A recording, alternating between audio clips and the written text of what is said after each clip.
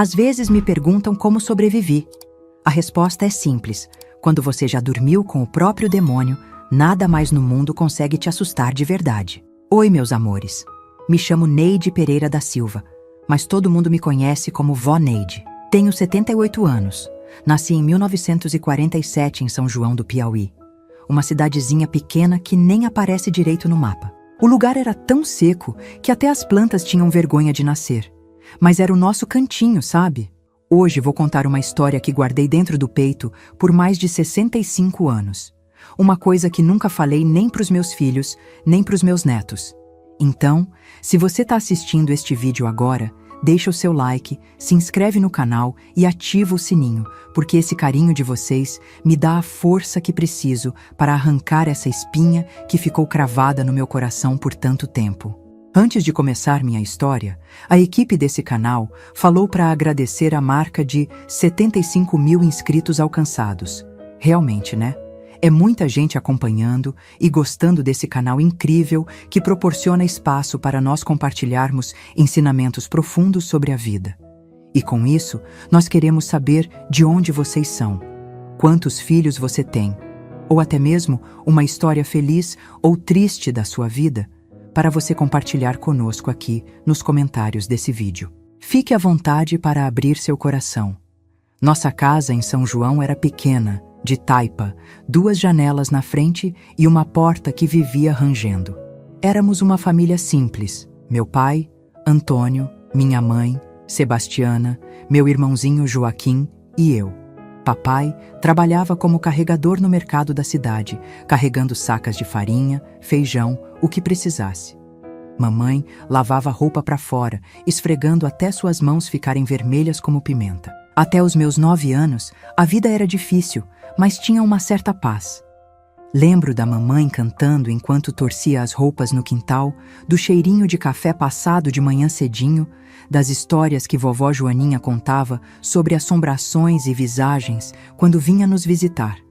A barriga nem sempre estava cheia, mas o coração tinha um quentinho bom.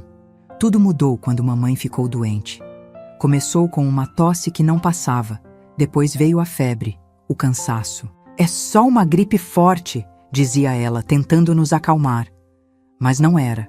O doutor da cidade disse que era tuberculose, uma palavra que na época soava como sentença de morte na nossa região. Mandaram mamãe para um sanatório em Teresina. Eu tinha 10 anos, Joaquim só 7. Ficamos sozinhos com papai, que nunca tinha sido um homem carinhoso, mas também nunca tinha sido mau. Pelo menos era o que eu achava. Nas primeiras semanas depois que mamãe foi embora, papai parecia perdido. Não sabia cozinhar direito, as roupas ficavam emboladas, a casa virou uma bagunça. Eu, mesmo pequenininha, tentava ajudar. Aprendi a fazer arroz, a lavar as roupas mais simples, a cuidar do Joaquim. Você é igualzinha à sua mãe, Neide, papai dizia, me olhando de um jeito estranho. Na época, achei que era elogio. Hoje sei que era o começo do pesadelo. Foi numa noite de tempestade que tudo começou. Lembro que os trovões eram tão fortes que as paredes de taipa tremiam. Joaquim, com medo, veio dormir na minha esteira. Nós dois dividíamos um quartinho pequeno, enquanto papai dormia no quarto maior, onde ficava a cama que dividia com mamãe. Acordei no meio da noite com uma sensação estranha. Um peso sobre mim, um cheiro forte de cachaça, uma respiração pesada. Abri os olhos no escuro e senti a mão grande do meu pai tapando minha boca. Fica quietinha, Neidinha, ele sussurrou no meu ouvido. Se você gritar, vai acordar seu irmão. Não quer assustar ele, quer? O que aconteceu depois é algo que ainda me dá arrepios de contar. As mãos dele, ásperas da lida no mercado, tocando onde nunca deveriam tocar. O peso do corpo dele esmagando o meu, tão pequeno ainda. A dor, meu Deus, a dor que senti e que nem conseguia expressar porque ele mantinha a mão na minha boca. Ao meu lado, Joaquim se mexeu. Por um instante, pensei que estava dormindo, mas quando olhei de relance, vi seus olhinhos abertos na escuridão, brilhantes de lágrimas. Ele estava acordado, estava vendo tudo, mas estava paralisado de medo, como eu. Quando acabou, papai se levantou, ajeitou a roupa e disse, como se estivesse falando do tempo: Isso fica só entre nós, Neidinha. Se você contar para alguém, principalmente para sua mãe quando ela voltar, ninguém vai acreditar. Vão dizer que você inventou tudo para chamar atenção. E aí, vou ter que mandar você para longe, para casa da sua tia Zefa em Picos. Você nunca mais vai ver seu irmãozinho. É isso que você quer? Balancei a cabeça, engolindo o choro. Não queria ser separada do Joaquim. Ele era a única pessoa no mundo que me fazia sentir menos sozinha. Papai saiu do quarto e só então Joaquim se aproximou de mim, tremendo. Ele tinha só 7 anos, mas seus olhos pareciam muito mais velhos naquela noite. Neide, ele machucou você? Perguntou baixinho, a voz embargada. Vai dormir, Joaquim. Foi tudo que consegui dizer, me virando de costas, querendo desaparecer, querendo morrer de vergonha. Aquela foi a primeira noite. Vieram muitas outras depois. Papai começou a beber mais, a ficar mais tempo em casa. Inventava desculpas para não ir trabalhar. Tô com dor nas costas, dizia para os vizinhos. Mas eu sabia que ele só queria ficar em casa, esperando a noite chegar. Aprendi a temer o pôr do sol. Enquanto as outras crianças da rua brincavam até tarde, eu inventava desculpas para entrar cedo. Tenho que fazer janta para o papai, dizia. Tenho que cuidar do Joaquim. Na verdade, estava tentando adiar o inevitável. Quanto mais cedo dormíssemos, mais cedo viria o momento que eu mais temia. Joaquim foi se tornando meu cúmplice silencioso. Ele fingia dormir quando papai entrava no quarto, mas sei que estava sempre acordado. Às vezes, quando o desespero era muito grande, eu apertava a mãozinha dele debaixo do cobertor fino, e ele apertava de volta, como se dissesse: estou aqui, não vou te abandonar. Depois que papai saía, Joaquim vinha para perto de mim, me abraçava enquanto eu chorava baixinho. Ele não dizia nada. O que poderia dizer? Era só um menino. Mas aquele abraço, aquele contato puro e inocente, era a única coisa que me impedia de enlouquecer. Uma vez, Joaquim tentou impedir. Tinha 8 anos na época, magrinho como um graveto, mas cheio de coragem. Quando papai entrou no quarto e começou a se aproximar da minha esteira, Joaquim se levantou. Deixa a Neide em paz, pai, ele disse, a voz fina tremendo, mas firme. Papai olhou para ele como se estivesse vendo um inseto. Com um movimento rápido, deu um tapa no rosto de Joaquim que o jogou contra a parede. O barulho da cabeça dele batendo no barro seco da parede ainda ecoa nos meus pesadelos. Da próxima vez que abrir essa boca vai ser muito pior, papai disse, antes de voltar sua atenção para mim. Naquela noite, depois que papai saiu, Joaquim chorou nos meus braços, um filete de sangue escorrendo de um corte no supercílio. Desculpa, Neide, ele soluçava. Desculpa não conseguir te proteger. Não tenta mais, Joaquim, implorei. Ele pode te machucar de verdade. Promete que não vai mais tentar? Ele prometeu, mas vi em seus olhos que algo tinha mudado. Uma semente de ódio tinha sido plantada. A situação piorou quando recebemos a notícia. Mamãe não voltaria tão cedo. O tratamento estava sendo mais difícil do que esperavam. Ela ficaria pelo menos 1 ano no sanatório. Papai sorriu quando leu a carta. Um sorriso que me gelou até os ossos. Somos só nós 3 agora, Neidinha, ele disse, passando a mão no meu cabelo de um jeito que me dava náuseas. Uma família unida. Naquela época, eu já tinha 11 anos. As visitas noturnas eram quase diárias. Meu corpo, que começava a mostrar os primeiros sinais de mocidade, doía constantemente. Na escola, as professoras notavam que eu estava sempre cansada, distraída. O que está acontecendo, Neide? Perguntou Dona Clotilde, minha professora, um dia depois da aula. Você era uma aluna tão boa, agora só fica olhando pela janela. Quase contei. As palavras estavam na ponta da língua, mas então lembrei da ameaça do papai. Ninguém vai acreditar em você. E lembrei do Joaquim, de como ficaríamos separados se alguém descobrisse. Nada não, professora. Só estou com saudade da minha mãe. Dona Clotilde acreditou. Ou fingiu acreditar. Naquela época, certas coisas não se falavam, principalmente em cidade pequena. Os segredos das famílias ficavam guardados a 7 chaves, como pecados enterrados no quintal. O tempo foi passando, e eu fui aprendendo a viver naquele inferno. Durante o dia, era a Neide de sempre. Estudava, ajudava nas tarefas de casa, cuidava do Joaquim. À noite, me transformava em outra pessoa, alguém que flutuava para fora do próprio corpo enquanto ele era violado. Aprendi a me separar da dor, a fazer de conta que estava acontecendo com outra pessoa. Joaquim e eu criamos um código. Quando papai saía para beber nos fins de semana, sabíamos que voltaria pior. Então, antes de dormir, Joaquim dizia: "Vamos para a terra dos sonhos, Neide." Era nosso jeito de preparar um ao outro. Naquela noite, o monstro viria com mais força. Quando completei 12 anos, algo começou a mudar dentro de mim. O medo foi, aos poucos, dando lugar a uma raiva surda, constante, que queimava como brasa. Comecei a pensar em formas de fugir, de me livrar daquele tormento. Mas como? Para onde iria? E Joaquim? Nunca o abandonaria. Foi nessa época que o acaso, ou talvez Deus, para quem acredita, colocou Dona Zuleide na nossa vida. Ela era uma senhora que morava sozinha no fim da rua, uma parteira aposentada que tinha fama de rezadeira. As pessoas diziam que ela conhecia ervas que curavam qualquer doença, que tirava quebranto, mal olhado, tudo quanto era coisa ruim. Um dia, Joaquim caiu brincando e cortou o joelho num caco de vidro. O corte foi fundo, sangrava muito. Papai não estava em casa, graças a Deus. E eu, desesperada, corri para a casa de Dona Zuleide. Ela recebeu a gente com uma calma que parecia aquecer a alma. Limpou o ferimento de Joaquim, fez um curativo com ervas que tiraram a dor quase na hora e nos deu um chá doce que sabia a canela e conforto. Enquanto cuidava de Joaquim, Dona Zuleide me olhava de um jeito diferente, como se pudesse ver através de mim, através das roupas largas que eu usava para esconder as marcas, através do sorriso falso que tinha aprendido a manter. "Menina", ela disse depois que Joaquim adormeceu no sofá velho dela, "tem coisa ruim acontecendo na sua casa, não tem?" Fiquei paralisada. Como ela sabia? Será que era feiticeira mesmo, como o povo dizia? Não, Dona Zuleide.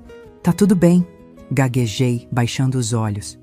Ela pegou minhas mãos entre as dela. Mãos velhas, enrugadas, mas tão quentes e seguras. "Neide, olha para mim, conheço os sinais. Já vi muitas meninas com esse mesmo olhar que você tem. Olhar de quem carrega um peso grande demais para os ombros pequenos." Foi como se uma represa se rompesse dentro de mim. As lágrimas vieram, grossas, desesperadas. Não consegui falar, só chorar. Chorar como nunca tinha permitido a mim mesma. Dona Zuleide me abraçou, me deixou chorar até não ter mais lágrimas. Então, com uma voz suave, mas firme, ela disse: "Não precisa me contar agora, mas saiba que tem ajuda neste mundo. Tem saída. Quando estiver pronta, venha me ver. Sozinha." Aquelas palavras plantaram uma sementinha de esperança no meu coração. Havia ajuda. Havia saída. Talvez, só talvez, o pesadelo pudesse ter um fim. O que eu não sabia é que o fim viria de uma forma que eu jamais poderia imaginar. E que meu irmãozinho, aquele que testemunhava tudo em silêncio, teria um papel muito maior do que eu esperava na nossa libertação. Meus queridos que me assistem, essa é só a primeira parte da minha história. É difícil falar, as lembranças ainda doem, mas como diz o ditado, palavra dita é flecha atirada. Agora que comecei, preciso ir até o fim. Agradeço de coração a cada um que está me acompanhando. Se essa história está tocando seu coração, compartilha com alguém que você acha que precisa ouvir. Às vezes, nossas dores ajudam a curar as dores dos outros. Joaquim tinha uma maneira toda especial de me consolar depois das noites ruins. Ele juntava florzinhas do mato, Maria sem vergonha, bem me quer, margaridas silvestres, e deixava em cima do meu travesseiro. Nunca falava nada, só colocava lá, como um recadinho silencioso: "Ainda existe beleza nesse mundo, Neide." Meu irmãozinho completou 9 anos naquela época. Era um menino franzino, de olhos grandes e expressivos, que pareciam guardar mais sabedoria do que qualquer criança deveria ter. Enquanto os outros meninos da idade dele corriam pelas ruas de São João, jogando bola ou caçando passarinho, Joaquim preferia ficar perto de mim, como um guardião invisível. A gente quase não precisava de palavras. Desenvolvemos uma linguagem própria, feita de olhares, gestos pequenos, sinais que só nós dois entendíamos. Um puxão de orelha significava cuidado. 3 tossidinhas seguidas queriam dizer: ele está de mau humor hoje. Um assobio curto era: tudo bem, podemos relaxar um pouco. Dessa forma, protegíamos um ao outro como podíamos. Quando papai chegava com aquele cheiro de cachaça mais forte que o normal, Joaquim inventava dor de barriga, febre, qualquer coisa para dormir no meio, entre mim e a porta, como se seu corpinho magro pudesse servir de barreira. Não funcionava, claro. Papai simplesmente o empurrava para o lado, às vezes com tanta força que Joaquim batia na parede. Mas meu irmão nunca desistia. Na noite seguinte, lá estava ele de novo, tentando ser meu escudo. "Por que você não grita, Neide?" Ele me perguntou uma vez num sussurro, depois que papai tinha saído do nosso quarto. "Se você gritar bem alto, os vizinhos vão ouvir. E aí vão me separar de você", respondi, segurando sua mãozinha. "Não posso deixar isso acontecer, Joaquim. Somos só nós dois nesse mundo." Ele apertou minha mão de volta. Lágrimas silenciosas escorrendo pelo rostinho sujo. "Mas ele tá te machucando. Cada dia mais." Era verdade. Com o tempo, papai ficava mais violento, mais exigente, como se precisasse de mais para satisfazer aquele demônio que habitava dentro dele. As marcas no meu corpo já não eram só as invisíveis. Tinha hematomas nos braços, nas pernas, às vezes até no rosto. Na escola, comecei a inventar desculpas. "Caí da mangueira do quintal", dizia. Ou "tropecei na pedra do caminho." As professoras fingiam acreditar, ou talvez acreditassem mesmo. Naquele tempo, em cidade pequena, olho roxo de menina pobre não causava espanto. Era só mais um detalhe da paisagem, como os cachorros magros nas ruas ou os bêbados dormindo na praça. Joaquim sofria vendo meu sofrimento. Cada noite que ele testemunhava os abusos, algo morria dentro dele. O menino alegre que um dia fora estava desaparecendo, dando lugar a uma criança séria, de olhos opacos e riso raro. Na escola, a professora dele mandou um bilhete.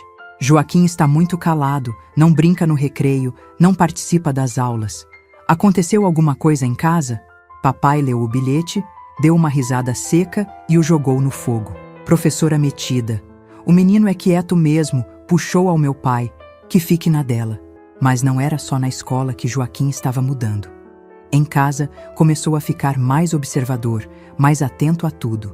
Notava os horários em que papai saía e voltava, ouvia as conversas dele com os amigos no boteco, prestava atenção nos hábitos dele como um cientista estudando um animal perigoso. Uma vez, flagrei Joaquim mexendo nas coisas de papai. Estava remexendo a gaveta onde ele guardava a navalha de barbear, o dinheiro das semanas, documentos antigos. "O que você está fazendo?" perguntei assustada. "Se ele te pega..." Joaquim fechou a gaveta num movimento rápido. "Só queria ver se encontrava alguma carta da mamãe. Queria saber se ela vai voltar logo." Acreditei, ou quis acreditar, mas algo nos olhos dele me dizia que havia mais. Uma determinação nova, um fogo pequeno mas constante, como brasa que se recusa a apagar. Nossa ligação se tornou ainda mais forte naqueles dias. Éramos como 2 náufragos agarrados à mesma tábua, à deriva num mar revolto. Tudo o que tínhamos era um ao outro. À noite, quando conseguíamos ficar sozinhos, contávamos histórias um para o outro. Histórias de lugares distantes, onde ninguém nos machucaria. Joaquim tinha uma imaginação incrível. Inventava cidades inteiras, com detalhes tão vivos que quase dava para sentir o cheiro, ouvir os sons. "Vamos fugir um dia, Neide", ele dizia, os olhos brilhando no escuro. "Vamos para um lugar bem longe, onde ele nunca vai nos encontrar." "Para onde?" eu perguntava, entrando na fantasia, permitindo-me sonhar por alguns minutos. "Para o Rio de Janeiro, ou Salvador, ou até para o estrangeiro. Dizem que em Portugal todo mundo fala que nem a gente. Ia ser fácil se virar por lá." Eu sorria, afagando seus cabelos. "E como vamos chegar lá, espertinho?" "Vou trabalhar, juntar dinheiro. Quando eu ficar maior, forte que nem o Zé do armazém, vou te levar embora daqui. É uma promessa." A inocência daquele plano me partia o coração. Zé do armazém era um rapaz de 17 anos que conseguia carregar 3 sacas de farinha de uma vez só. Para Joaquim, aquilo era o auge da força, o símbolo máximo do que um homem podia fazer. O que ele não entendia, e como poderia, é que nem toda a força física do mundo poderia nos proteger do monstro que morava na nossa casa. Esse monstro não tinha garras ou dentes, tinha autoridade. Tinha o direito, dado pela sociedade, de fazer o que quisesse com seus filhos, dentro das 4 paredes que chamávamos de lar. Nossas visitas à casa de Dona Zuleide se tornaram mais frequentes. Não precisava de desculpa. Papai quase nunca perguntava onde estávamos durante o dia, desde que estivéssemos em casa quando ele chegasse.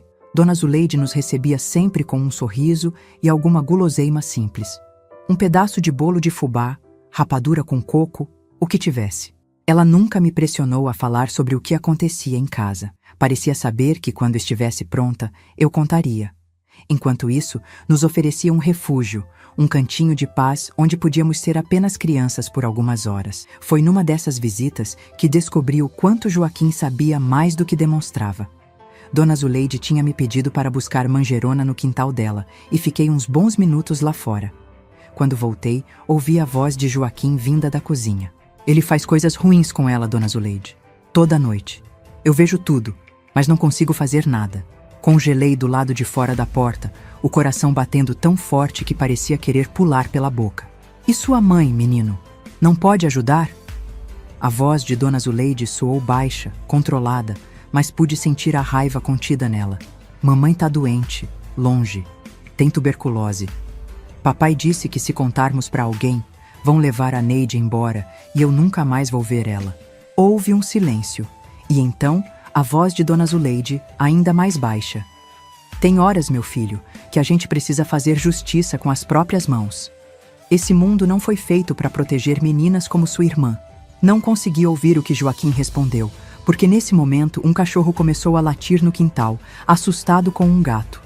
Entrei na cozinha como se não tivesse escutado nada, entregando as ervas para Dona Zuleide.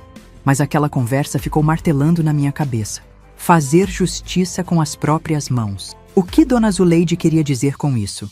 E mais importante, o que Joaquim tinha entendido daquelas palavras? Os dias foram passando, e com eles veio o aniversário de 13 anos. Não houve comemoração, claro. Papai nem lembrou. Mas Joaquim tinha guardado um pedacinho de doce de goiaba que ganhou na escola e dividiu comigo, cantando parabéns pra você, baixinho, só nós dois no quintal. 13 anos, ele disse, olhando para mim com seriedade. Agora você é uma moça, Neide. Sorri triste. Não me sentia uma moça. Me sentia velha por dentro, como se tivesse vivido 1000 anos de sofrimento. Meu corpo estava mudando, sim. Estava ficando mais parecida com mamãe, como o papai fazia questão de me lembrar nas noites mais terríveis. Mas por dentro, eu era só uma menina assustada, presa numa vida que não escolhi. Foi depois desse aniversário que as coisas começaram a piorar ainda mais. Papai começou a trazer amigos para casa, homens bêbados como ele, de olhares que me perseguiam pela casa como cobras espreitando um rato. Tá virando uma mulherzinha bonita, sua filha. Ouvi um deles comentar uma noite quando achavam que eu estava no quarto, igualzinha a Sebastiana quando era nova. A risada de papai soou como um rosnado. Pois é, a cara da mãe, mas mais obediente. O medo se transformou em terror absoluto. Se antes eu temia o que papai fazia, agora temia o que ele poderia permitir que outros fizessem. Comecei a trancar a porta do quarto à noite, empurrando a cômoda velha contra ela para reforçar. Funcionou por algumas noites. Papai batia, xingava, ameaçava, mas acabava desistindo, voltando para a sala para beber mais com seus amigos. Mas sabia que era apenas uma questão de tempo até ele derrubar aquela porta, ou encontrar outra maneira de chegar até mim. Joaquim, sempre atento, percebeu meu medo crescente. Uma noite, enquanto esperávamos o sono chegar, ou fingíamos esperar, já que o sono verdadeiro era um luxo que raramente tínhamos, ele segurou minha mão com força. Neide, nós precisamos fazer alguma coisa, sussurrou, tão baixo que quase não ouvi.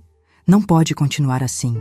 O que podemos fazer, Joaquim? Somos só crianças. Ele ficou quieto por um longo momento, e quando falou de novo, sua voz tinha uma gravidade que nunca tinha ouvido antes. Dona Zuleide sabe de coisas. Coisas que podem ajudar. Que tipo de coisas? Perguntei, sentindo um arrepio subir pela espinha. Ervas, remédios, coisas que podem fazer uma pessoa dormir tão profundo que nem sente quando alguém mexe nas coisas dela. Ou coisas que podem fazer alguém não acordar mais. A última parte foi dita num sopro quase inaudível, mas o peso daquelas palavras encheu o quarto escuro. O que Joaquim estava sugerindo era tão assustador, tão definitivo, que meu primeiro instinto foi rejeitar completamente. Não, Joaquim, isso é pecado, é crime, a gente não pode... É mais pecado o que ele faz com você toda noite. Joaquim interrompeu, a voz embargada.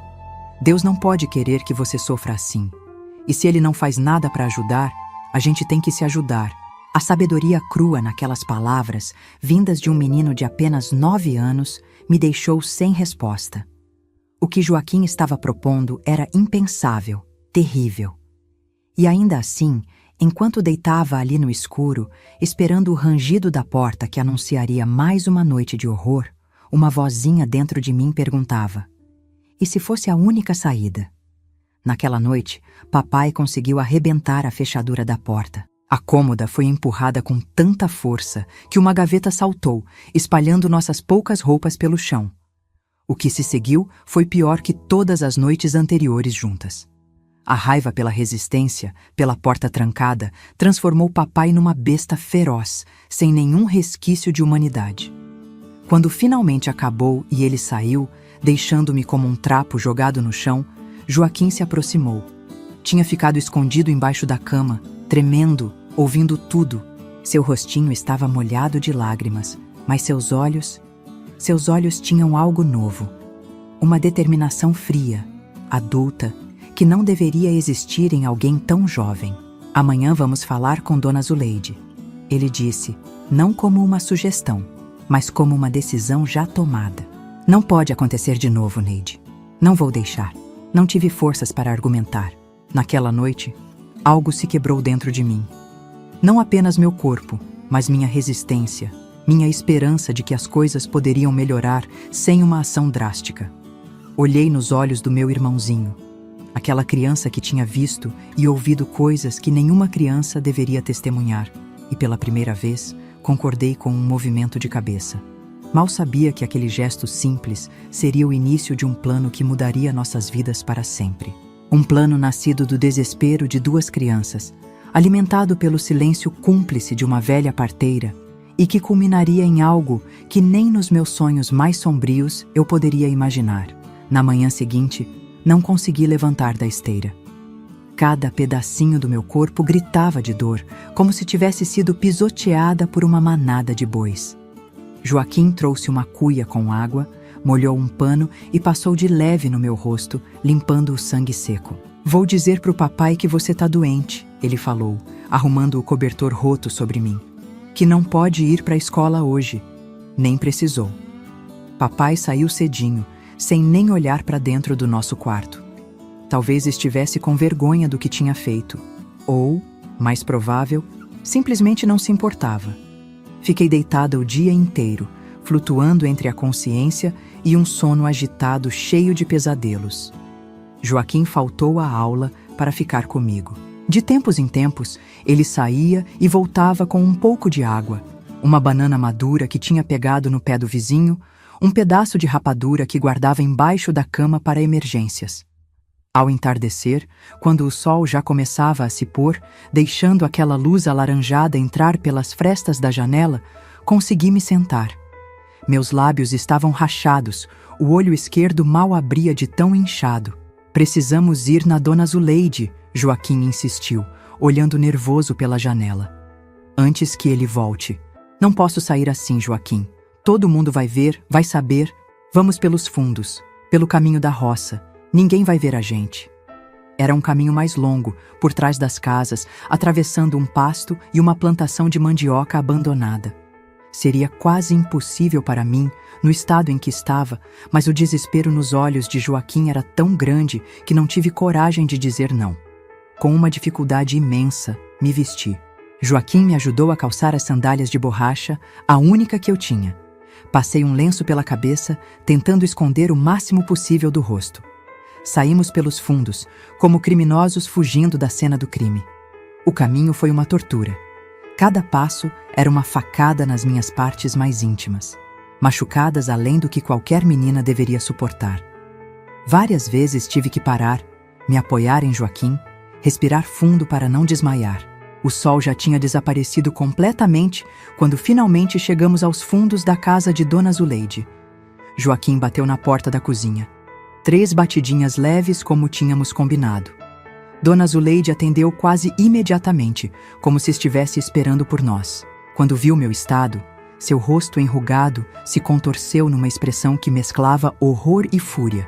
"Meu pai eterno", ela murmurou, me ajudando a entrar, fechando rapidamente a porta atrás de nós. "Menina, o que fizeram com você?" "Foi ele", Joaquim respondeu antes que eu pudesse dizer qualquer coisa. "Foi o pior de todos dessa vez. Achei que ia matar ela." Dona Zuleide me levou para um quartinho nos fundos da casa, onde tinha uma cama estreita coberta com uma colcha de retalhos. Com cuidado, me ajudou a deitar. "Vou preparar uns remédios, criança. Pra dor, pros machucados. Mas primeiro preciso ver onde dói." Com mãos gentis, tão diferentes das mãos brutas que me machucavam noite após noite, ela examinou meus ferimentos. Não disse nada, mas vi lágrimas silenciosas escorrendo por suas bochechas enrugadas enquanto passava um bálsamo cheiroso nas minhas escoriações. "Isso não pode continuar", ela finalmente disse, mais para si mesma do que para nós. "Isso é obra do demônio, não de gente. A senhora precisa ajudar a gente", Joaquim implorou, parado na porta do quarto, os olhos arregalados de preocupação. "Do jeito que a senhora falou outro dia. Justiça pelas nossas mãos." Dona Zuleide olhou para ele longamente, depois para mim, como se estivesse medindo algo, pesando uma decisão grave. "Tem certeza disso, menino? É um caminho sem volta." "Tenho", Joaquim respondeu sem hesitar. "Se não fizermos nada, uma hora ele vai matar ela. Ou fazer pior. O que poderia ser pior do que aquilo que eu já vivia?" Pensei comigo mesma, mas no fundo, sabia a resposta. Papai tinha começado a trazer amigos para casa. Amigos que olhavam para mim daquele jeito. Era só questão de tempo até ele... Não consegui nem completar o pensamento. Era terrível demais. Dona Zuleide suspirou profundamente, como se o peso do mundo estivesse sobre seus ombros magros. "Vou fazer um chá para dor agora. Depois conversamos sobre o resto." Ela saiu do quarto, deixando-me sozinha com Joaquim. Meu irmãozinho se aproximou da cama, segurou minha mão entre as suas, tão pequenas ainda. "Vai ficar tudo bem, Neide", ele sussurrou, com uma convicção que não combinava com seus 9 anos. "Prometo, nunca mais ele vai te machucar." O chá de Dona Zuleide fez efeito quase imediatamente. A dor que latejava em todo o meu corpo começou a diminuir, dando lugar a um torpor agradável.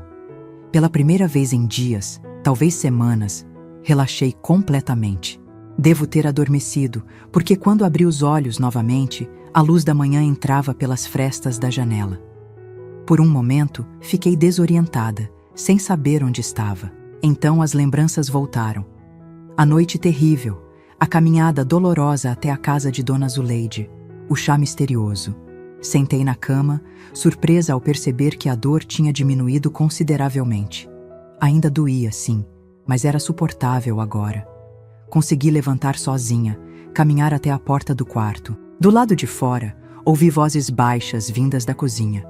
Reconheci a de Dona Zuleide e a de Joaquim, conversando em tons urgentes. Aproximei-me devagar, ainda um pouco tonta. "Tem que ser na comida", Dona Zuleide dizia. "Ou na bebida, de preferência na cachaça, que ele não vai sentir o gosto." "E quanto tempo demora para fazer efeito?" A voz de Joaquim, séria como a de um adulto. "Depende de quanto ele tomar. Se for tudo de uma vez, questão de 1 hora. Se for aos poucos, pode levar dias." "E não tem perigo dele descobrir?" "Não, se vocês forem espertos. O sabor é forte, mas a cachaça disfarça bem. E quando ele começar a sentir os efeitos, vai achar que é só bebedeira mesmo." Congelei no meio do caminho. Do que eles estavam falando? Que plano era aquele? Uma parte de mim sabia exatamente o que estava acontecendo, mas outra parte, talvez a menina inocente que ainda existia em algum lugar dentro de mim, se recusava a acreditar. Entrei na cozinha e as duas cabeças se viraram para mim, expressões culpadas nos rostos. "Do que vocês estão falando?" perguntei, a voz ainda fraca. Dona Zuleide trocou um olhar com Joaquim, depois suspirou. "Senta aqui, minha filha. Temos que conversar." Sentei à mesa de madeira gasta, as mãos tremendo. Joaquim veio para o meu lado, pegou minha mão como fazia sempre que sentia meu medo. "Neide", Dona Zuleide começou, a voz grave, "o que seu pai faz com você não é só pecado. É crime. Crime dos grandes. Se a polícia soubesse, ele iria preso por muitos anos. Mas ninguém vai acreditar", respondi automaticamente, repetindo o que tinha ouvido de papai tantas vezes. "Vão dizer que é mentira minha." "Talvez. A lei não costuma proteger meninas como você, é verdade. Mas existe outra justiça nesse mundo.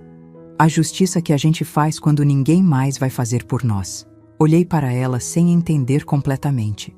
Ou fingindo não entender, porque no fundo eu sabia. Sabia pelo tom da voz dela, pelo olhar determinado de Joaquim, pela conversa que tinha acabado de ouvir. "A senhora está falando de matar meu pai?" As palavras saíram como um sopro, quase inaudíveis, como se dizer em voz alta pudesse tornar a ideia mais real, mais terrível. Dona Zuleide não respondeu diretamente. Em vez disso, pegou minhas mãos entre as suas, olhou-me diretamente nos olhos. "O que eu vou te perguntar agora é muito sério, menina. Preciso que você responda com o coração. Se pudesse escolher entre a vida dele e a sua própria vida, o que escolheria?" Não consegui responder de imediato. A pergunta era simples, mas a resposta envolvia coisas que uma menina de 13 anos não deveria precisar considerar. "Não é só a minha vida", finalmente disse. "É a do Joaquim também. Se papai descobrir que a gente tentou fazer alguma coisa contra ele, ele vai fazer coisa muito pior do que já faz", Joaquim completou, a voz trêmula. "Neide, eu sei que é pecado.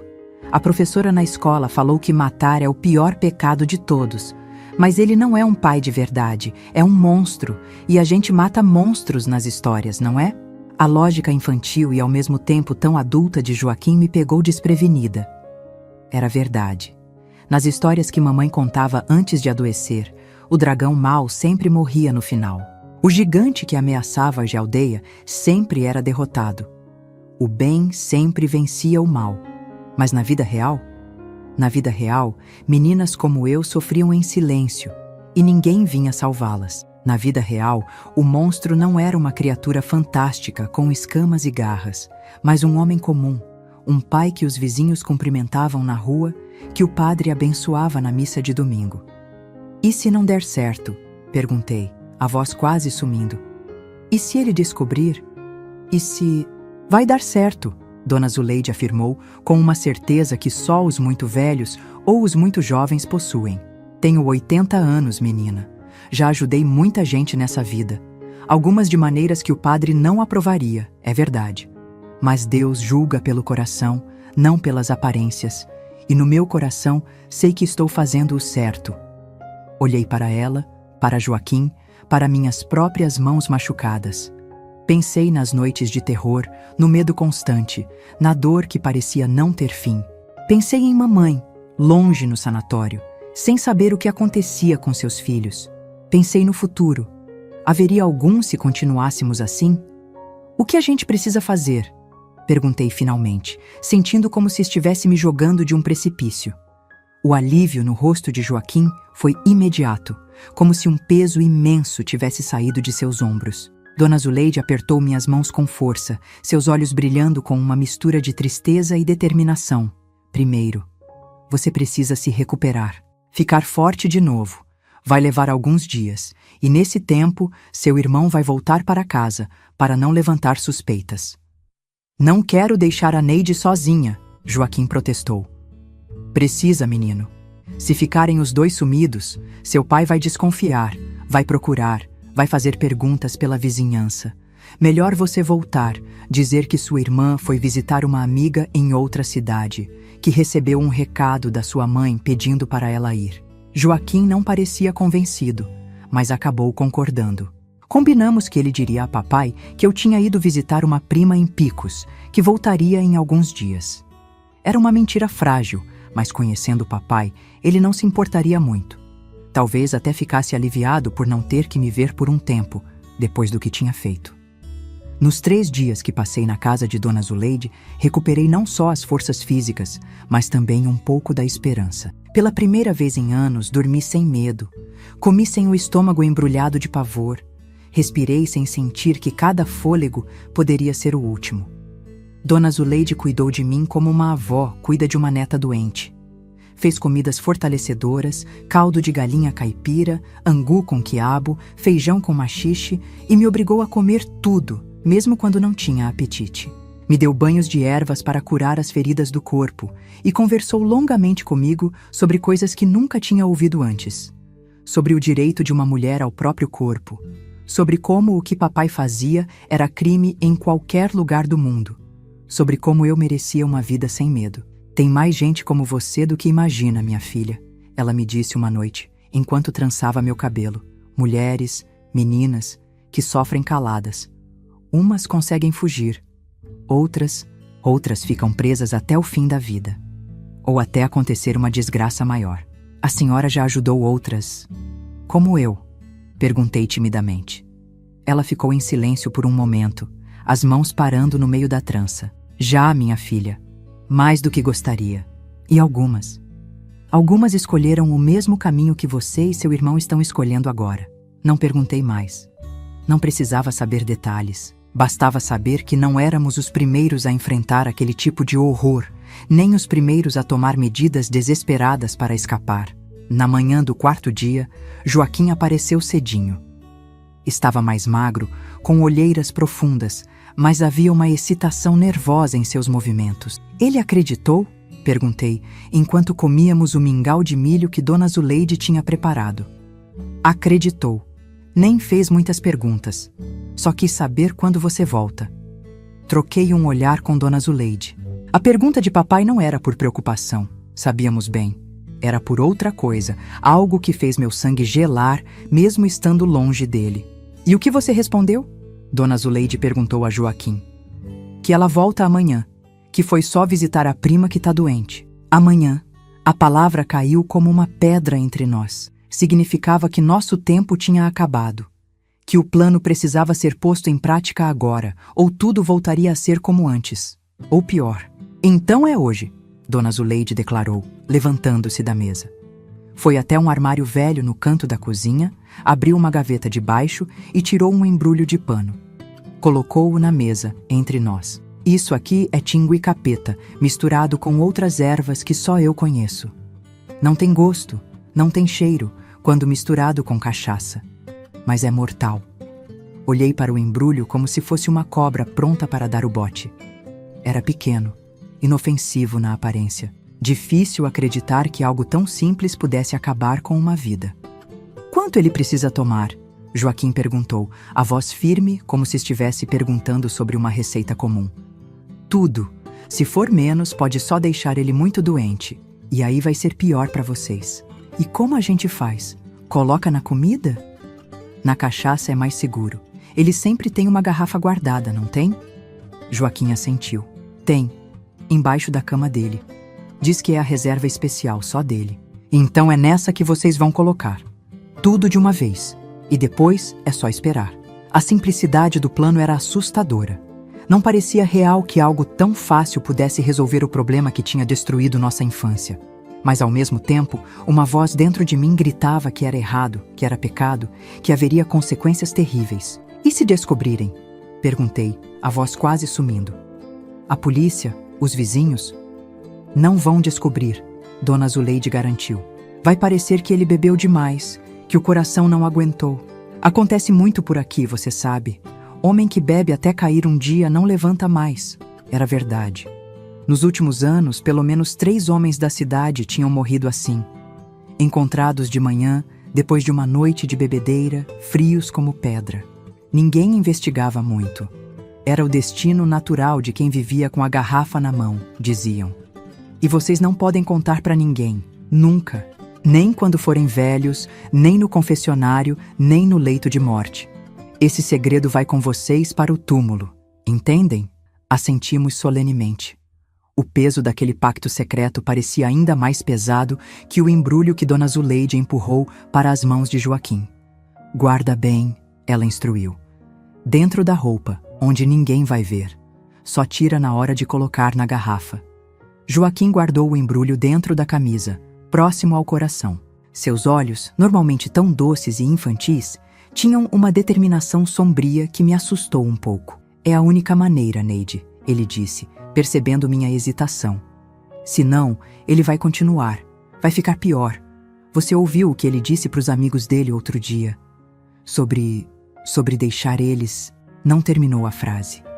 Não precisava. Eu tinha ouvido também, através da porta, as risadas grosseiras, as insinuações, as promessas terríveis. Era só questão de tempo até papai cumpri-las. Tá certo, disse finalmente, engolindo o nó na garganta.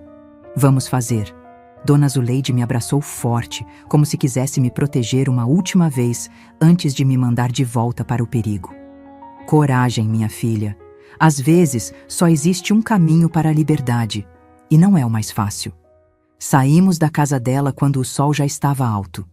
O caminho de volta para casa parecia mais longo do que nunca, cada passo nos aproximando não apenas do nosso lar, mas de um ponto sem retorno em nossas vidas. Enquanto caminhávamos lado a lado, Joaquim pegou minha mão como fazia tantas vezes para me confortar. Mas dessa vez, foi ele quem apertou com força, como se precisasse da minha força, não o contrário. Vai dar tudo certo, sussurrei, tentando convencer a mim mesma tanto quanto a ele. Amanhã vamos estar livres, livres. A palavra soava estranha, quase incompreensível. Como seria a liberdade? Como seria dormir sem medo, acordar sem terror, viver sem aquela sombra constante sobre nós? Eu não sabia, mas estava disposta a descobrir, mesmo que o preço fosse carregar para sempre o peso do que estávamos prestes a fazer. O que não sabíamos, enquanto caminhávamos de volta para casa naquela tarde quente de 1960, era que o destino tinha outros planos para nós. Planos que não envolviam veneno, nem morte premeditada, mas que seriam igualmente definitivos. Quando chegamos em casa, o silêncio nos recebeu como um mau presságio. Não havia sinal de papai, o que era estranho àquela hora da tarde. Normalmente ele estaria dormindo, recuperando-se da bebedeira da noite anterior, ou sentado na porta, enrolando um cigarro de palha com aqueles dedos grossos que me causavam tanto pavor. Onde será que ele tá? Joaquim sussurrou, olhando ao redor como se papai pudesse pular de algum canto escuro a qualquer momento. Entramos devagar, pisando nas pontas dos pés, como dois pequenos ladrões invadindo o território inimigo. A casa estava uma bagunça maior que o normal. Pratos sujos empilhados na pia da cozinha, garrafas vazias pelo chão, roupas espalhadas. Havia um cheiro estranho no ar, uma mistura de suor, cachaça e algo mais que não conseguia identificar. Foi quando notamos a porta do quarto de papai, entreaberta. De dentro, vinha um som abafado, como um gemido ou um ronco. Troquei um olhar com Joaquim, o coração disparado no peito. Era a nossa chance. Se papai estava dormindo, bêbado demais para perceber nossa presença, poderíamos colocar o veneno na garrafa sem problemas. Mas antes, precisávamos ter certeza. Com cuidado infinito, Joaquim se aproximou da porta e espiou pela fresta. O que viu fez seu rostinho empalidecer. Ele recuou rapidamente, fazendo um sinal para que eu ficasse quieta, e me puxou para o quintal. Tem uma mulher com ele, Joaquim sussurrou, os olhos arregalados. Tão na cama. A notícia me pegou de surpresa. Papai nunca tinha trazido mulheres para casa desde que mamãe foi para o sanatório. Pelo menos não que eu soubesse. Quem seria? E o que isso significava para nosso plano? Quem é? Perguntei baixinho. Não sei. Nunca vi, mas estão bebendo. Tem uma garrafa lá. Meu cérebro trabalhava rapidamente, tentando adaptar nosso plano a essa nova situação. Se papai tinha companhia, seria mais difícil colocar o veneno na bebida sem sermos notados. Por outro lado, se estavam bebendo, talvez ficassem inconscientes logo, e então teríamos nossa chance. Vamos esperar, decidi. Ficar aqui fora até eles dormirem ou a mulher ir embora. Fomos para o fundo do quintal, onde uma velha mangueira oferecia sombra e um esconderijo razoável. Dali podíamos ver a casa sem sermos vistos. Sentamos na terra batida, encostados no tronco da árvore, e esperamos. O sol começou a se pôr, pintando o céu de tons alaranjados. A fome apertava, mas não ousávamos entrar para pegar comida. O embrulho de Dona Zuleide continuava escondido na camisa de Joaquim, próximo ao coração, como um segredo sombrio que carregávamos. "Você acha que a gente vai pro inferno?" Joaquim perguntou de repente, a voz tão baixa que quase não ouvi. A pergunta me pegou desprevenida. Não tinha pensado nisso. Ou melhor, tinha evitado pensar. Na igreja, o padre sempre dizia que tirar a vida de alguém era pecado mortal, imperdoável. Mas Dona Zuleide tinha dito outra coisa, que Deus julgava pelo coração, não pelas aparências. "Não sei", respondi honestamente. "Mas se for, pelo menos estaremos juntos." Joaquim assentiu, como se aquilo fosse consolo suficiente. Para nós, o inferno não podia ser muito pior do que o que já vivíamos. E se o preço da liberdade fosse a condenação eterna, talvez valesse a pena. Quando a noite caiu completamente, ouvimos risadas altas vindas da casa. A porta da frente se abriu, e uma mulher saiu, cambaleando um pouco. Mesmo na escuridão, pude ver que era jovem, talvez uns 20 anos, com um vestido justo e cabelos despenteados. Papai apareceu na porta sem camisa, segurando uma garrafa. "Volta amanhã?" ele perguntou, a voz arrastada pela bebedeira. A mulher riu, um som agudo que cortou a noite. "Se tiver mais dessa cachaça boa, volto sim." Eles se despediram, e papai ficou na porta, vendo a mulher se afastar pela rua de terra. Depois, cambaleou de volta para dentro, fechando a porta atrás de si. "Agora?" Joaquim perguntou, a mão já indo para o embrulho escondido. "Ainda não", sussurrei. "Temos que esperar ele dormir. Se ele nos pegar..." Nem precisei completar a frase. Ambos sabíamos o que aconteceria se papai nos pegasse tentando envenená-lo. Seria o fim de tudo. Esperamos mais uma hora, agachados no escuro, ouvindo os sons da noite. Grilos cantando, um cachorro latindo ao longe, o vento suave balançando as folhas da mangueira. Finalmente, quando a casa ficou completamente silenciosa, decidimos que era a hora. "Eu vou", Joaquim declarou, levantando-se. "Você fica aqui de vigia. Se ele acordar, você assobia que nem sabiá.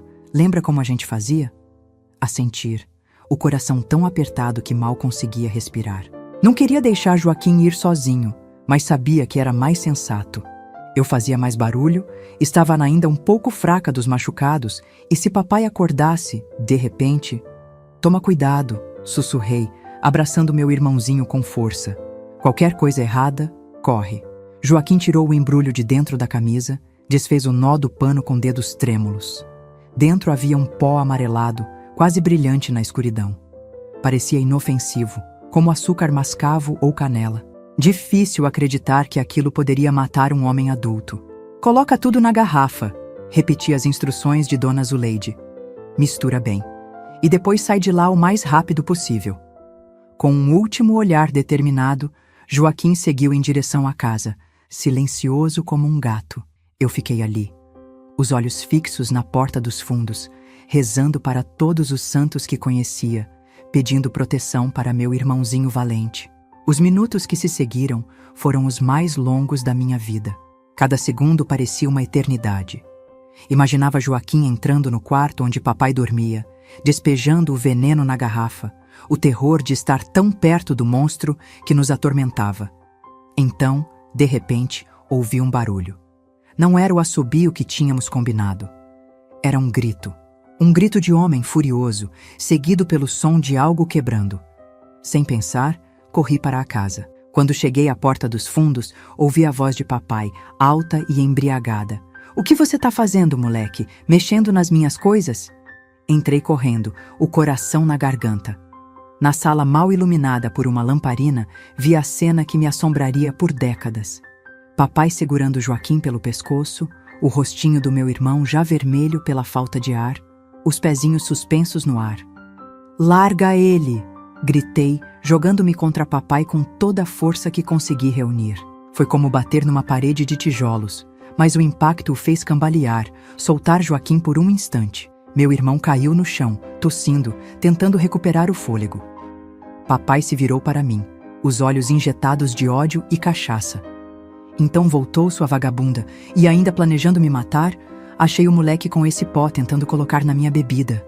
Ele mostrou o embrulho de Dona Zuleide, agora amassado em sua mão grande. O pó amarelado se espalhava entre seus dedos, caindo no chão como chuva dourada. "Não é nada disso." Tentei mentir, a voz trêmula. É remédio. Pro Joaquim. Ele tá doente." "Mentirosa!" Papai rugiu, avançando para mim. "Pensa que sou burro? Sei bem o que é isso. É veneno de rato. Vocês iam me matar enquanto dormia, seus demônios." Recuei até bater na parede. Não havia para onde fugir.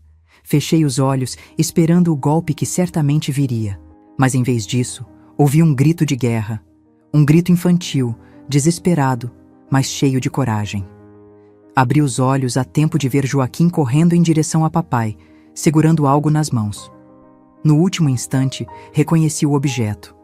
A velha faca de caça que papai guardava em cima do armário, aquela que usava para limpar peixes quando ainda íamos pescar, nos tempos em que mamãe estava em casa e tudo parecia normal. "Deixa minha irmã em paz!" Joaquim gritou, enterrando a faca na perna de papai com toda a força que seu corpinho magro conseguiu reunir. O som que saiu da garganta de papai não era humano. Era um rugido de dor e fúria, como de um animal ferido. Ele se virou, esquecendo-se de mim, concentrando toda a sua raiva em Joaquim. "Você vai morrer, moleque!" Ele rosnou, arrancando a faca da própria perna, sangue escorrendo e manchando o chão de terra batida. "Vou acabar com você agora." O que aconteceu a seguir foi como um pesadelo em câmera lenta. Papai avançou para Joaquim, que estava paralisado de medo. Eu me joguei entre eles, tentando proteger meu irmão. Houve um empurrão, um desequilíbrio e então, a faca. Não sei exatamente como aconteceu. Se papai tropeçou em seu próprio sangue, se Joaquim tentou se defender, se eu empurrei na hora certa. Só sei que num instante, papai estava de pé, ameaçador. No outro, estava no chão, a faca enterrada em seu peito, os olhos arregalados de surpresa. "Neide", ele murmurou, meu nome saindo como uma bolha de sangue entre seus lábios. E então, nada mais. Ficamos paralisados, Joaquim e eu, olhando para o corpo de nosso pai, caído no chão da sala como um boneco de pano descartado. O sangue se espalhava, formando uma poça escura ao redor dele, brilhante à luz fraca da lamparina. "Ele tá morto?" Joaquim perguntou, a voz quase inaudível. Me ajoelhei ao lado do corpo, tremendo tanto que mal conseguia me mover. Coloquei a mão no pescoço de papai, procurando uma pulsação, como tinha visto Dona Zuleide fazer uma vez quando o velho Sebastião desmaiou na feira. Nada, apenas a pele ainda quente, mas já começando a esfriar e a completa ausência de movimento. "Tá", respondi, me afastando como se o corpo pudesse me atacar a qualquer momento. "Ele tá morto." A realidade da situação caiu sobre nós como uma tempestade. Tínhamos planejado matar nosso pai, sim, mas com veneno, durante o sono. Uma morte que pareceria natural, que não levantaria suspeitas. Agora tínhamos um corpo ensanguentado no meio da sala, uma faca. Evidências claras de luta. "O que a gente faz?" Joaquim perguntou, olhando para mim com aqueles olhos enormes, cheios de medo e confiança ao mesmo tempo. Naquele momento, precisei crescer. Não havia mais tempo para ser criança, para ter medo, para hesitar. Éramos só nós dois agora, e precisávamos agir rápido. "Precisamos limpar tudo", decidi, o cérebro trabalhando freneticamente. "E depois temos que fazer parecer um acidente, ou que alguém invadiu a casa." Passamos as horas seguintes num transe de terror e eficiência. Limpamos o sangue do chão o melhor que pudemos. Viramos a casa de cabeça para baixo como se houvesse ocorrido um assalto. Pegamos o pouco dinheiro que papai guardava numa lata de biscoitos para reforçar a ideia de roubo. A faca limpamos e jogamos no rio que passava nos fundos da cidade. As roupas manchadas de sangue queimamos no quintal, numa pequena fogueira que fizemos com gravetos secos. Quando o sol começou a nascer, olhamos ao redor. A casa parecia ter sido revirada. O corpo de papai estava estendido no chão da sala, a garrafa de cachaça quebrada ao lado, como se tivesse caído de sua mão. A história que criamos foi simples. Tínhamos dormido no quarto dos fundos, ouvimos barulhos e, quando acordamos, encontramos papai assim. Alguém devia ter invadido a casa durante a noite, procurando dinheiro ou coisas para roubar. Agora a gente chora, instruí Joaquim, segurando suas mãozinhas trêmulas. Chora bem alto para a vizinha Dona Josefa ouvir e vir ver o que aconteceu. Não foi difícil chorar. As lágrimas vieram naturalmente, não de tristeza pela morte de papai, mas de medo, de alívio, de culpa, de 1000 emoções misturadas que não conseguíamos nomear. Choramos abraçados, nossos soluços ecoando na casa silenciosa, enquanto o sol nascia no horizonte, marcando o primeiro dia do resto de nossas vidas. Dona Josefa apareceu pouco depois, atraída pelos gritos. Atrás dela, outros vizinhos. Logo, a casa estava cheia de gente, exclamações de horror, perguntas que respondíamos entre soluços, mantendo nossa história simples, consistente. Eu ouvi um barulho, tia Josefa, Joaquim contava, lágrimas escorrendo pelo rostinho pálido. Aí, quando vim ver, papai estava assim no chão. Tinha gente correndo lá fora, eu vi pela janela. Alguém foi chamar a polícia, que naquela cidadezinha consistia em 2 homens mal-humorados com revólveres enferrujados. Eles fizeram algumas perguntas básicas, olharam ao redor e rapidamente chegaram à conclusão que esperávamos: assalto que deu errado. O ladrão provavelmente não esperava encontrar alguém em casa. Houve luta e papai acabou esfaqueado. Uma pena, um dos policiais comentou, sem parecer realmente sentir pena. Mas essas coisas acontecem. Vocês têm algum parente que possa ficar com vocês? Nossa mãe, respondi prontamente. Ela está no sanatório em Teresina. Mas temos a Dona Zuleide, que é como uma avó pra gente. Foi assim que, no mesmo dia em que enterramos nosso pai num caixão simples no pequeno cemitério de São João do Piauí, fomos morar com Dona Zuleide. Ela não fez perguntas. Seus olhos, quando nos recebeu na porta de sua casa, diziam que sabia mais do que qualquer um suspeitava, mas que levaria nosso segredo para o túmulo. À noite, quando finalmente ficamos sozinhos no quartinho dos fundos que ela preparou para nós, Joaquim se aproximou da minha cama. A gente fez a coisa certa, Neide? Ele perguntou, a voz trêmula na escuridão. Puxei-o para perto de mim, abraçando-o como tinha feito tantas vezes quando ele era menor, quando precisava de consolo após testemunhar os horrores que aconteciam em nosso quarto. Não sei se foi certa, Joaquim, respondi honestamente. Mas foi necessária. E agora estamos livres. Livres. A palavra tinha um gosto estranho na boca, como uma fruta que nunca tínhamos provado antes. Doce, mas com um amargor no fundo, um lembrete do preço que pagamos por ela. Nos dias que se seguiram, a vida começou a tomar um novo rumo. Dona Zuleide escreveu para o sanatório, informando sobre a morte de papai e perguntando se mamãe podia voltar para cuidar de nós. A resposta veio 2 semanas depois. Mamãe estava melhor, mas ainda não completamente curada. Precisaria ficar mais alguns meses, talvez 1 ano. Vocês ficam comigo até lá, Dona Zuleide declarou, como se fosse a coisa mais natural do mundo. Esta casa é grande demais para uma velha sozinha mesmo. E assim começou nossa nova vida. Dona Zuleide nos ensinou sobre ervas, sobre curas antigas, sobre os segredos que passava de geração em geração. Voltamos à escola, e aos poucos, os olhares de pena dos outros alunos foram diminuindo. A história do assalto que vitimou nosso pai foi se diluindo nas conversas da cidade, substituída por novos acontecimentos, novos dramas. Joaquim voltou a sorrir, a brincar como uma criança normal. Eu comecei a dormir sem pesadelos, a acordar sem aquele peso esmagador no peito. A ferida dentro de nós não tinha cicatrizado. Nunca cicatrizaria completamente, mas já não sangrava tanto. 1 ano depois, mamãe voltou do sanatório. Estava mais magra, com um brilho diferente nos olhos, mais viva. O reencontro foi um misto de alegria e tristeza. Alegria por tê-la de volta, tristeza pelo que não podíamos contar, pelo segredo que carregaríamos para sempre. Vocês cresceram tanto, ela disse, abraçando-nos com força, e mudaram. Tem um olhar diferente agora. Mais velho, não contamos a ela o que papai tinha feito durante sua ausência. Para quê? Ela já carregava o peso da doença, da separação forçada. Deixamos que acreditasse na história do assalto, que chorasse a morte do marido sem saber que tipo de monstro ele realmente era. Com o tempo, mamãe arrumou um trabalho como cozinheira na casa do prefeito. Alugamos uma casinha pequena, mas limpa, perto da escola. A vida foi tomando um ritmo normal, ou o mais normal possível para quem carregava o tipo de segredo que carregávamos. À noite, às vezes, quando todos dormiam, eu pegava Joaquim pela mão e íamos até o quintal, olhar as estrelas.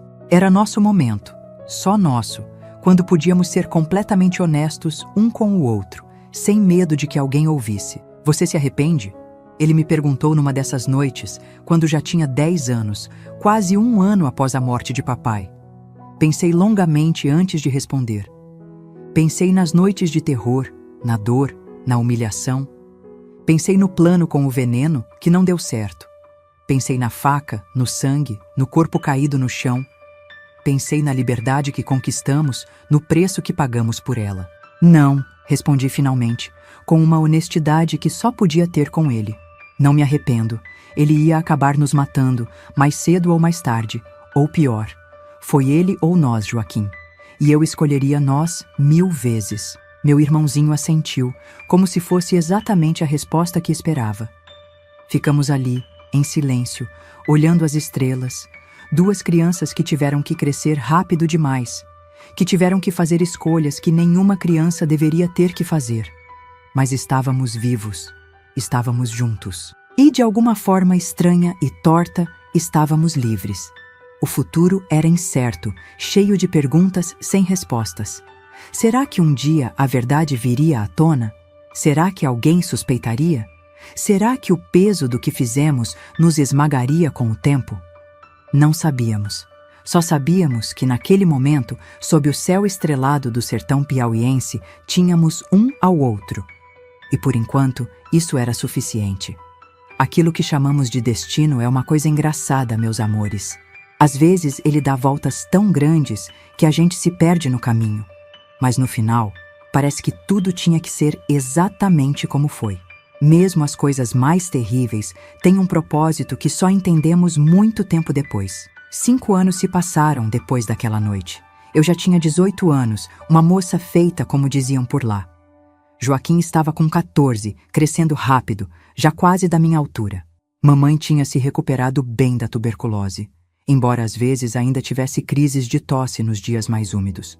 Nossa vidinha simples em São João do Piauí tinha encontrado um ritmo, uma paz que antes parecia impossível. Ninguém mais falava da morte de papai. O assalto que deu errado virou apenas mais uma história triste entre tantas daquela cidadezinha. Nosso segredo permanecia enterrado fundo, conhecido apenas por mim, Joaquim e Dona Zuleide, que continuava sendo nossa confidente e protetora, mesmo depois que voltamos a morar com mamãe. Eu trabalhava agora como ajudante na escola, limpando as salas e às vezes até substituindo professoras quando faltavam.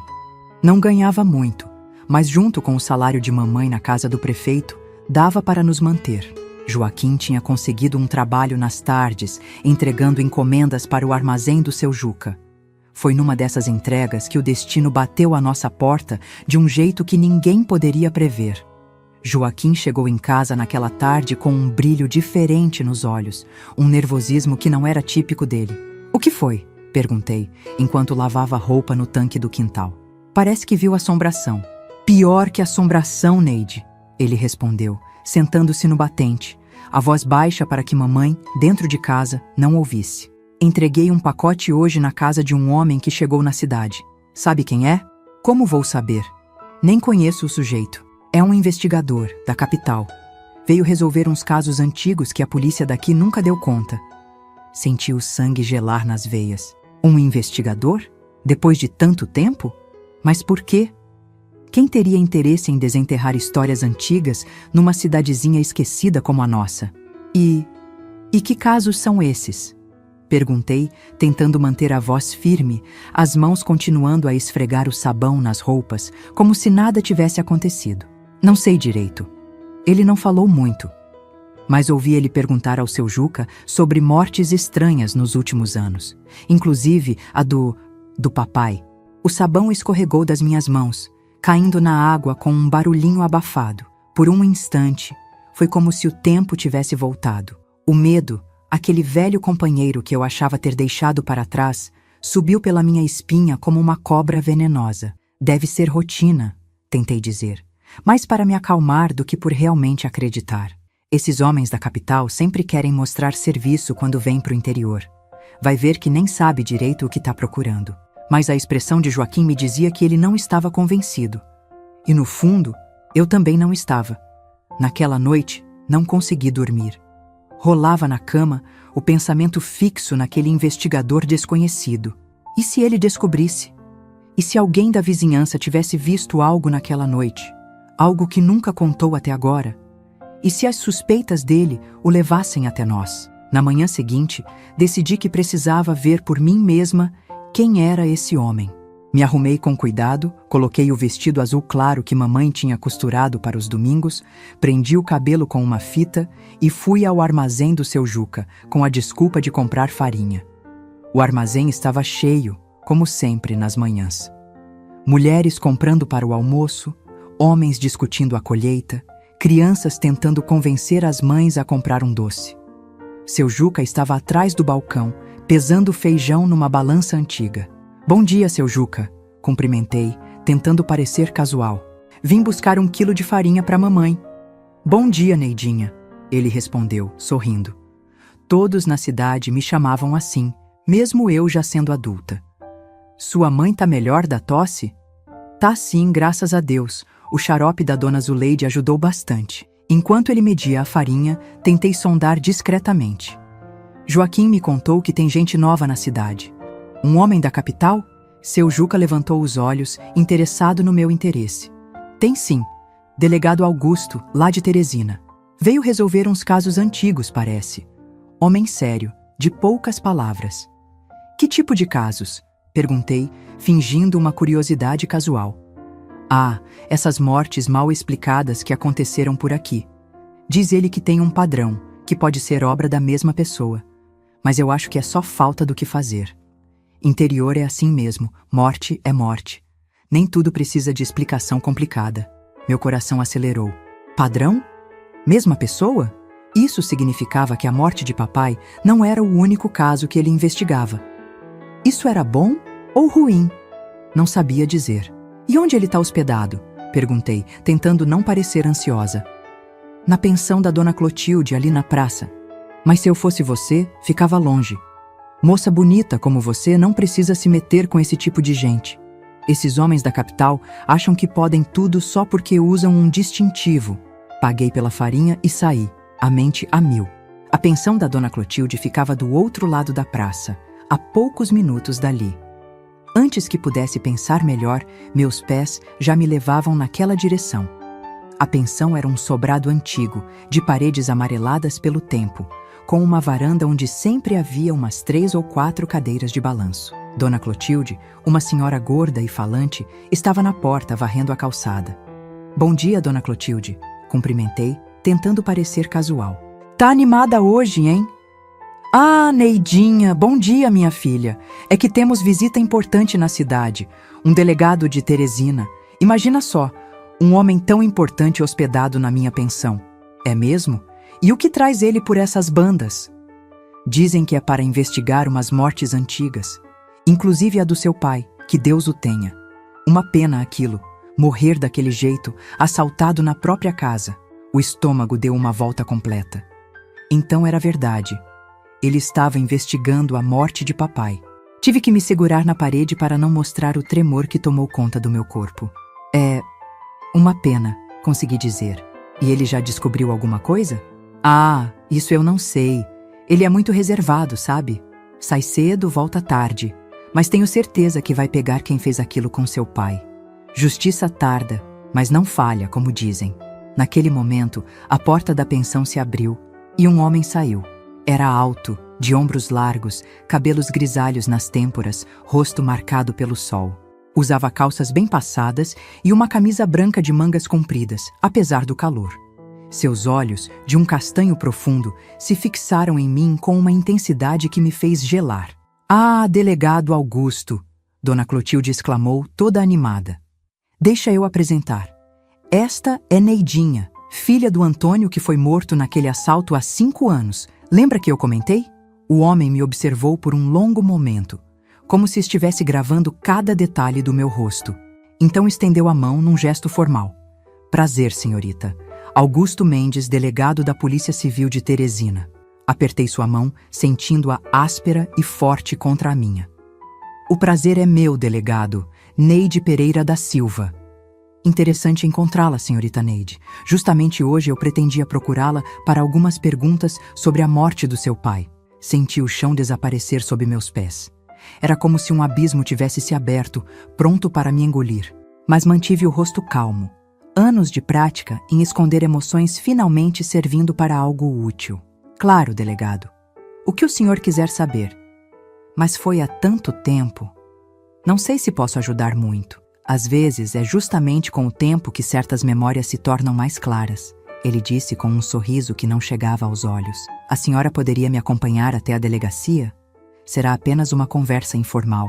Não tinha como recusar, sem parecer suspeita. Assenti, e seguimos lado a lado pela rua de paralelepípedos, em direção à pequena delegacia de São João do Piauí. O sol de meio-dia castigava, mas o calor não era nada comparado ao fogo de pânico que queimava dentro de mim. A delegacia era um prédio pequeno e desbotado, com 2 salas e uma cela minúscula nos fundos. O delegado Augusto me conduziu até uma mesa onde havia vários papéis espalhados. Percebi que eram relatórios, fotos, documentos antigos. "Sente-se, por favor." Ele indicou uma cadeira de madeira. "Quer um copo d'água?" Aceitei, a garganta seca como o sertão em agosto. Enquanto ele foi buscar a água, olhei rapidamente para os papéis. Havia fotos de papai morto, estirado no chão da nossa sala. Meu estômago se revirou ao ver aquela imagem que tinha tentado tanto apagar da memória. "Aqui está," ele disse, voltando com um copo de água morna. "Então, senhorita Neide, vamos ao que interessa. Estou revisando casos de mortes violentas não resolvidas na região. A do seu pai é uma delas." "Mas eu pensei que tinha sido um assalto," respondi, tentando parecer confusa. "Foi o que a polícia disse na época." "É o que consta no relatório, sim. Mas há inconsistências, coisas que não se encaixam." Meu coração disparou. "Que tipo de inconsistências?" Ele me olhou longamente antes de responder, como se avaliando o quanto deveria revelar. "Por exemplo, não havia sinais de arrombamento. A casa estava revirada, sim, mas de um jeito estranho. Como se alguém tivesse tentado fazer parecer um assalto, mas sem realmente saber como." Senti o sangue gelar. Era exatamente o que tínhamos feito. 2 meninos assustados, tentando criar uma cena que nunca tinham visto na vida real, apenas em histórias. "E tem mais." Ele continuou folheando os papéis.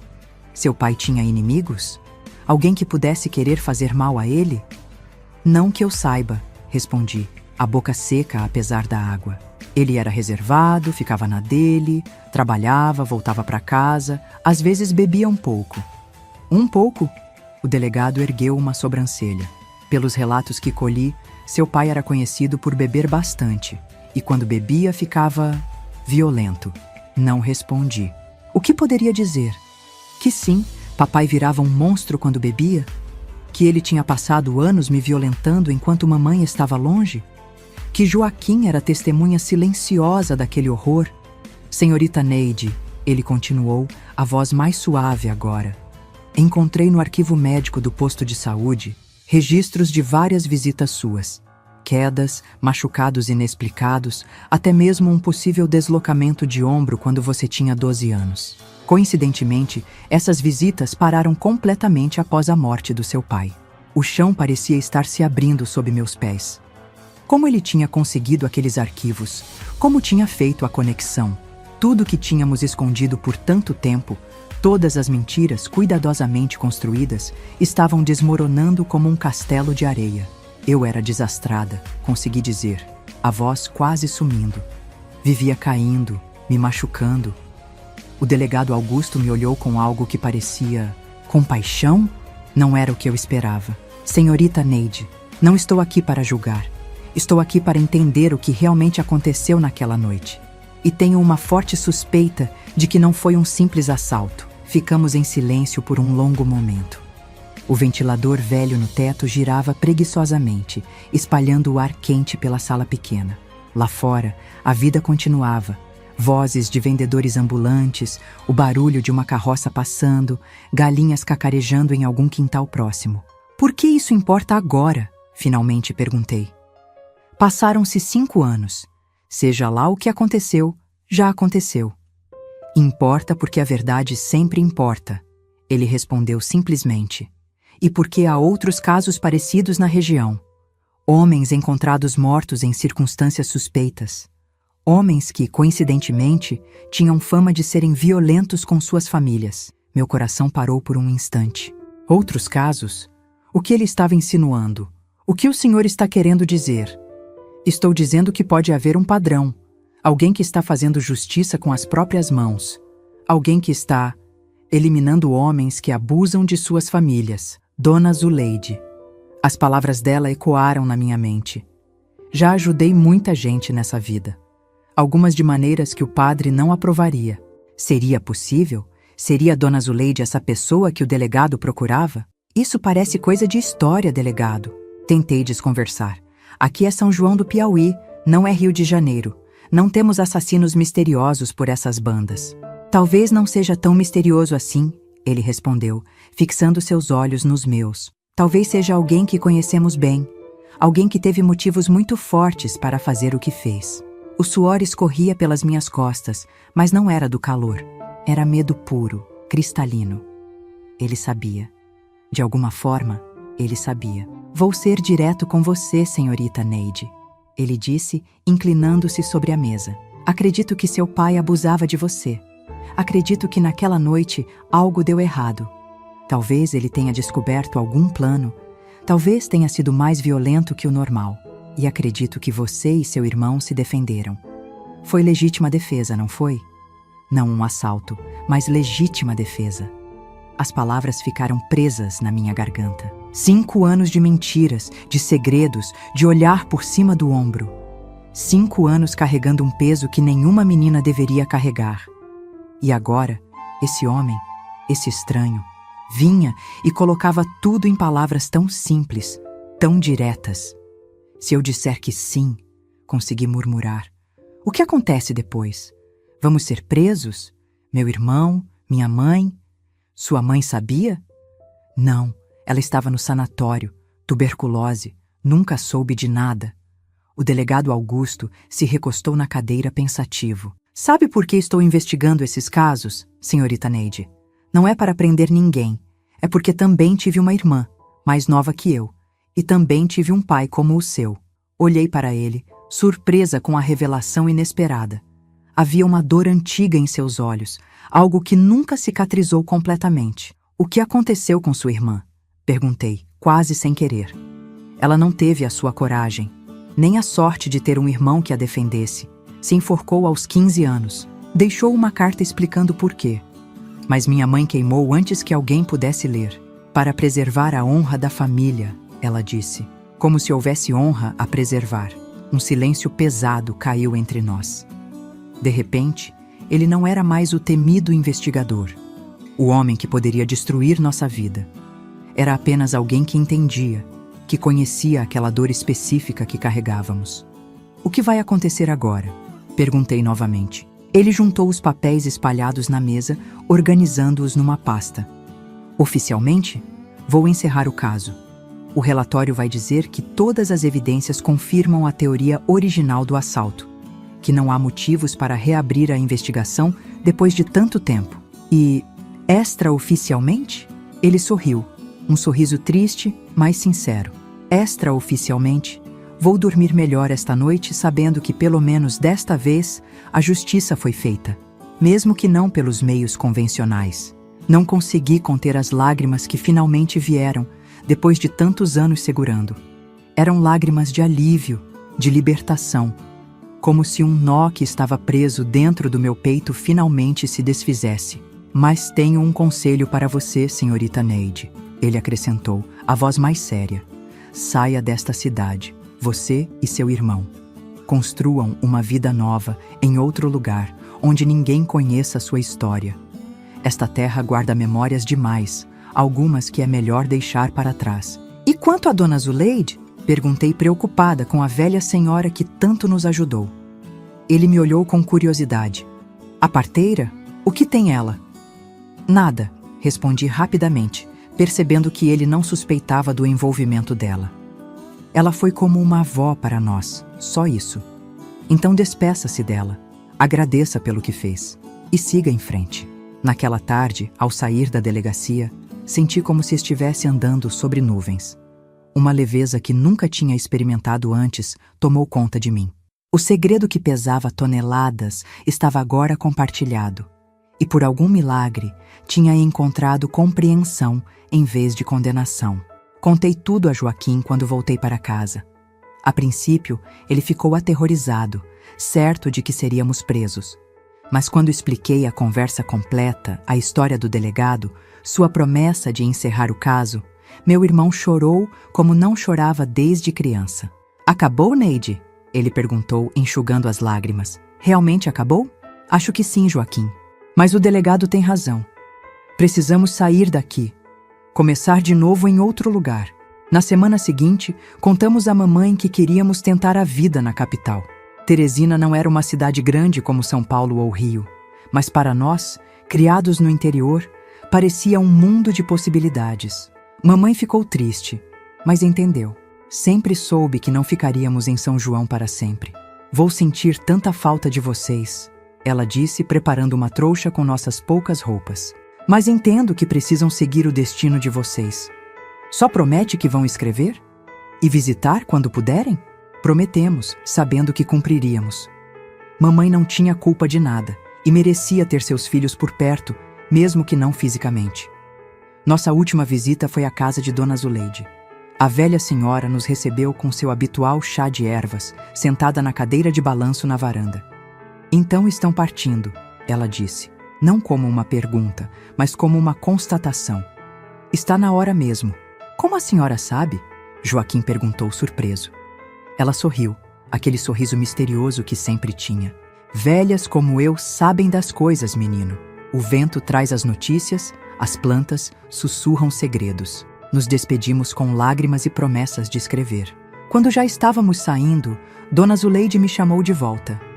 Neide, minha filha, lembra do que te disse anos atrás? Que às vezes a justiça precisa ser feita pelas nossas próprias mãos? Assenti, sem conseguir falar.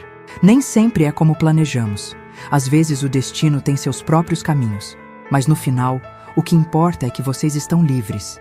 E vão continuar livres. Ela pegou minha mão entre as suas, enrugadas e quentes. E saiba que não foram os primeiros, nem serão os últimos a encontrar a liberdade desse jeito. Enquanto houver monstros disfarçados de pais, maridos, irmãos, haverá quem precise se defender. Olhei nos olhos dela, compreendendo finalmente o alcance do que dizia. Dona Zuleide não tinha sido apenas nossa confidente, nossa cúmplice. Ela era uma guardiã silenciosa de muitas outras meninas como eu. Mulheres presas em situações impossíveis, sem saída pela lei ou pela sociedade. Agora vá, ela disse finalmente, soltando minha mão. Construa uma vida bonita. Seja feliz. É a melhor vingança contra o mal que tentou te destruir. Em uma manhã ensolarada de 1965,